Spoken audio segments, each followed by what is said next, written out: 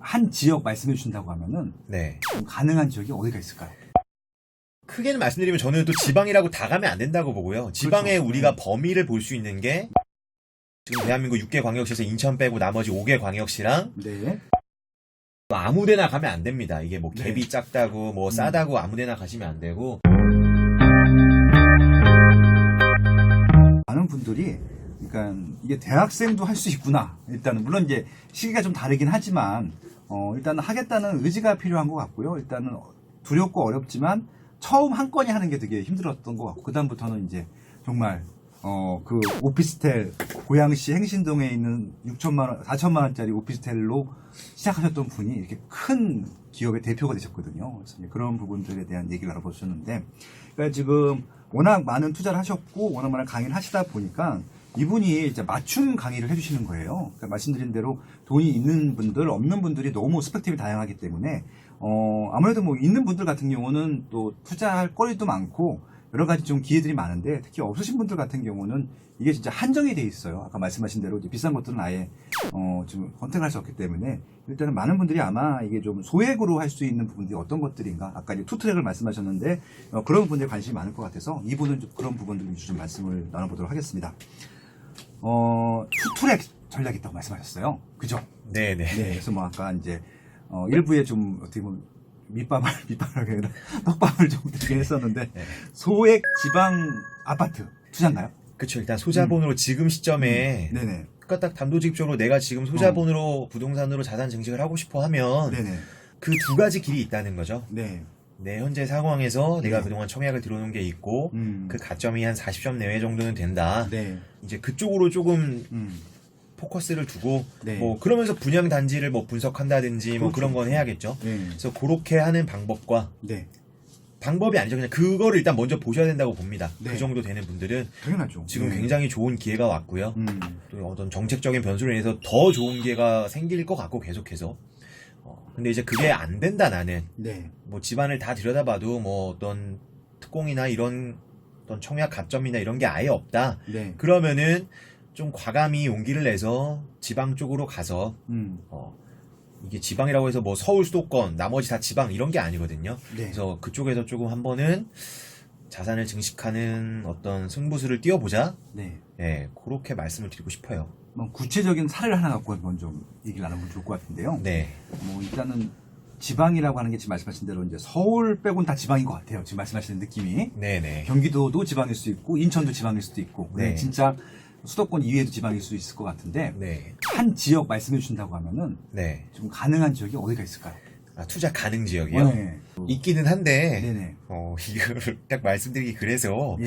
일단은, 크게는 말씀드리면 저는 또 지방이라고 다 가면 안 된다고 보고요. 지방에 그렇죠. 우리가 범위를 볼 수 있는 게, 네. 일단은 지금 대한민국 6개 광역시에서 인천 빼고 나머지 5개 광역시랑, 네. 이제 또 아무 데나 가면 안 됩니다. 이게 뭐 네. 갭이 작다고, 뭐 싸다고 아무 데나 가시면 안 되고, 아, 네. 그래도 인구수가 그래도, 저는 한 50만은 됐으면 좋겠고요. 인구가 50만 이상인 지역. 네. 네. 50만은 됐으면 좋겠고, 물론 이제 나중에 조금 투자적으로 내가 이렇게 트레이닝이 되면은 네. 한 2, 30만 지역도 가도 돼요. 네네. 네, 물론 물론 조금 노화가 필요하다 그래도. 네.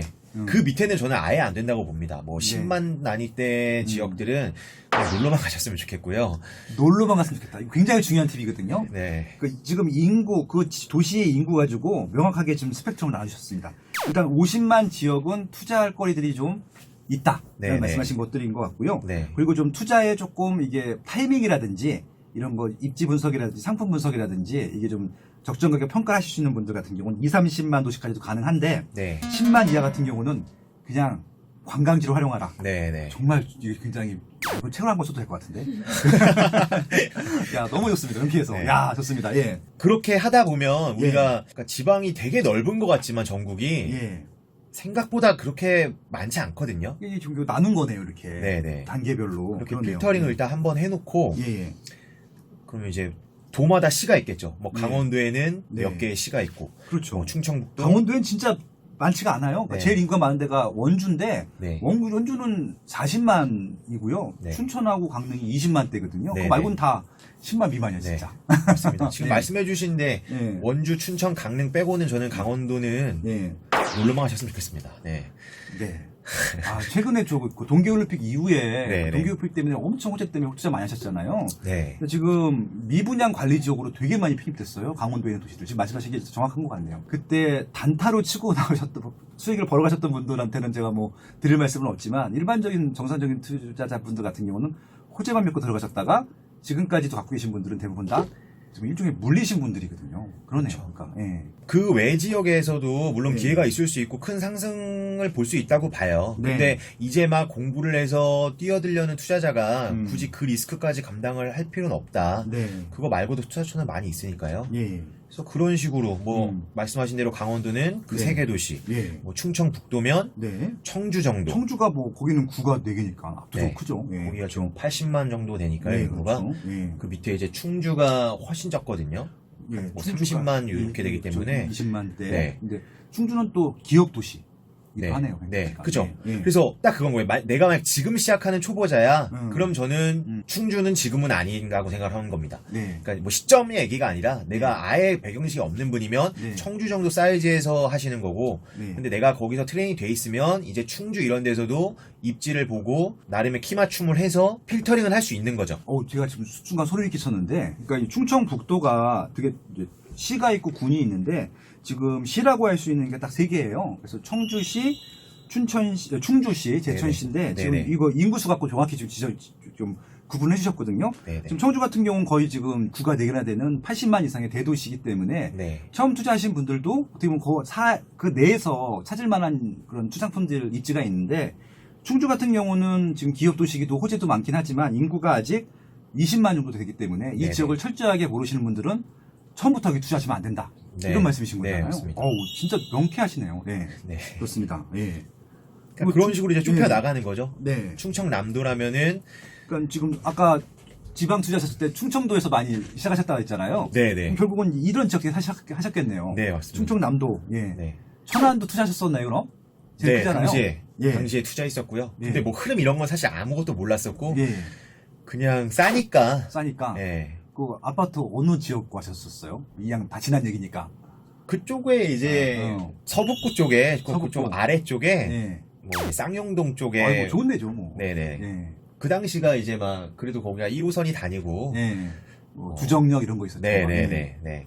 그렇구나. 그런 데가 있죠. 그때는 예. 뭐 예를 들면 신불당 뭐 이런 건 없었으니까요. 그렇죠. 신불당은 나중에 나온 네, 얘기고요. 네. 예. 그때 이제 이 천안시가 구가 있어요. 그러니까 네. 서북구하고 이제 동남구가 있는데 지금 말씀하신 뭐 이런 백석동, 쌍용동, 불당동 이런 것들이 아마 이제 신도시 네네. 거기에 이제 아파트들 하셨던 것 같고요. 네. 여기는 아마 이제 삼성전자 때문에 계속 그 제조업이라든지 일자리가 증가하는 지역이기 때문에 아마 그때 네. 타이밍 굉장히 맞으셨던 중요하죠. 것 같아요. 예, 네. 맞으셨던 것 같네요. 그래서 천안 같은 경우는 이미 구가 있는 지역들, 예, 그렇죠. 그러네요. 예, 지방도 그 자체가 계속 음. 우상향하는 지역이어야지 네, 단순히 뭐 싸다고 뭐 소자본이 가능하다 뭐 갭이 작다 이렇게 해서 하면은 그 부동산은 저희가 그 집에 대대손손 물려줄 수도 있습니다. 네. 지방에 또 연구가 있어야 물려주던데 지금 네. 연구도 없는데 물려주기도 그렇잖아요. 네. 그러니까 못 나올 수 있거든요. 자칫 잘못하면은. 네. 그래서 인구 적은데 좀 조심하셔라. 네. 실질적으로 뭐 천안이라든지 청주도 인구가 크긴 하지만 이게 뭐 서울처럼 큰 데는 또 아니기 때문에 그쵸. 이게 또 늘 좋지는 않은 것 같긴 하더라고요. 네, 그렇죠. 지금 그래서 청주 같은 경우도 좀 미분양 많은 네, 지역 지금 중에 분위기 하나고 굉장히 분양 안 물량도 많고 천안도 최근에 좀 이렇게 큰 변동이 없고 삼성전자도 지금 뭐 이렇게 딱 정체가 되어 있는 것 같기도 하고 그렇긴 하네요. 이야, 그렇습니다.